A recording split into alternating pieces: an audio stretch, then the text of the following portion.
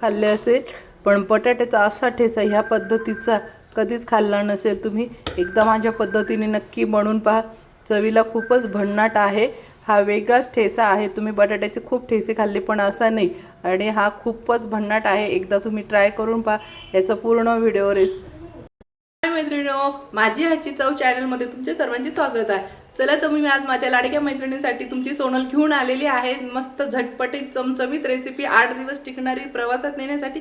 चला तर मग आपण रेसिपी पाहून घेऊया. तर बटाट्याच्या अशा फोडी करून घ्यायच्या.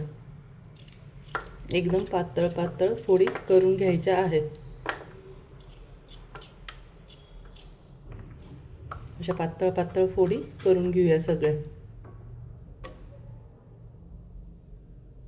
अशा पद्धतीने सर्व बटाटे बारीक चिरून घेतलेले आहे पातळ पातळ. मस्त गॅसवर तवा ठेवला आहे. छान झणझणीत मिरच्या टाकून घ्यायच्या आहे. या तिखटवाल्या घेतल्या आहे. तुम्हाला फिक्क्या घ्यायच्या असेल तर फिक्क्या घ्या. मी इथे तिखट घेतलेल्या आहे. मला तिखट ठेचा बनवायचा आहे. लसूण टाकून घ्यायचा आहे भाजायला पुन्हा, आणि शेंगदाणे पण मध्ये टाकून घ्यायचे आहे.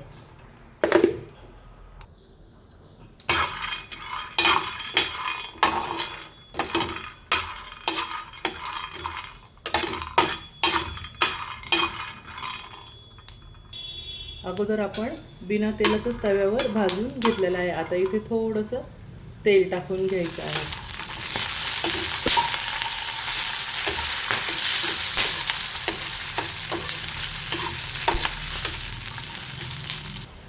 आता इथे आपण जिरे पण टाकून घ्यायचे आहे भाजायला.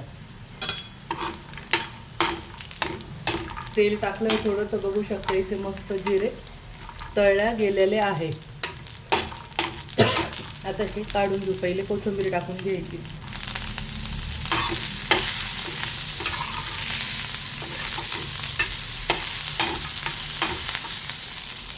आता हे वाटायला काढून घेते. आता हे वाटण्यासाठी काढून घेऊ.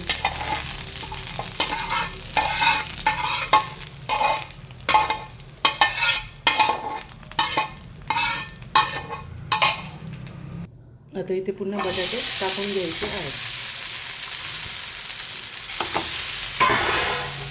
तेल टाकून घ्यायचं आहे लगेच.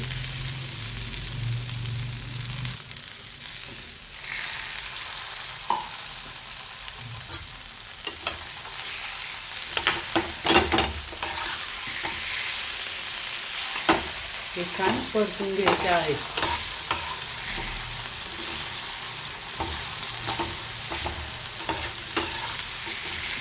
खूपच छान लागते.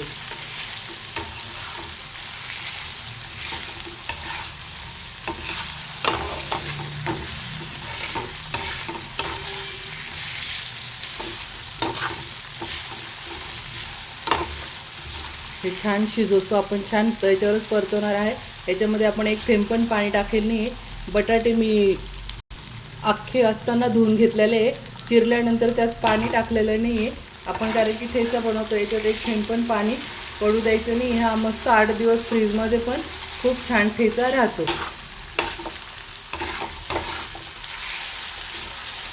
झाले आपले बटाटे, बघू शकता किती छान परतवून घेतलेले आहे.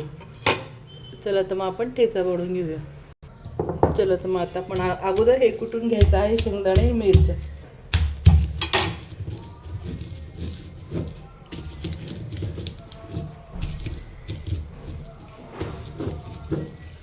चांगलं बारीक करून घ्यायचं आहे.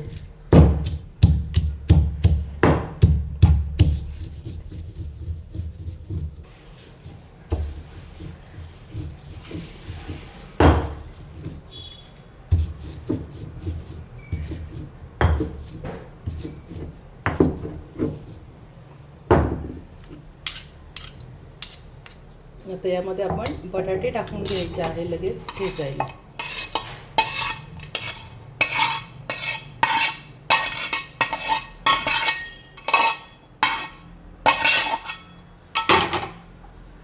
हा ठेचा इतका चवीला भन्नाट आहे. हा तुम्ही प्रवासात वगैरे पण घेऊन जाऊ शकता. ते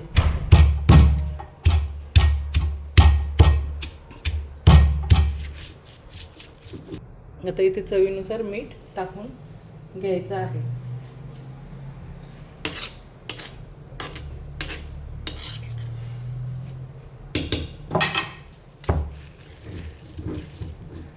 मीठ टाकल्यावर पुन्हा थोडंसं आपण बारीक करून घ्यायचं आहे. हे आबडधोबडच ठेवायचं आहे.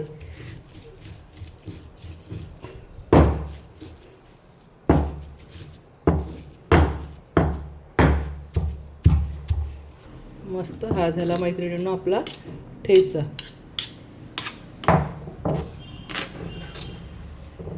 यात तेल वगैरे काही टाकायचं नाही.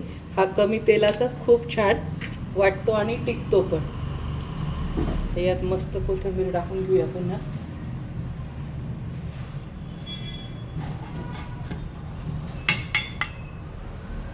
थोडीशी मी उरून ठेवली होती कच्ची कोथिंबीर वरतून टाकून घ्यायची, म्हणजे दिसायला छान वाटतं. यात तेल एकदम म्हणजे नसल्यासारखंच एकदम कमी प्रमाणात तेल वापरायचं आहे. मस्त बघू शकता झाला हा आपला ठेचा चमचमीत आणि झणझणीत.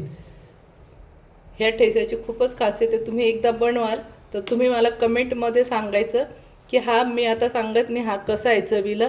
तुम्ही बनवा आणि कमेंटमध्ये मला तुम्ही स्वतः सांगा की तुमचा ठेचा कसा बनला आहे.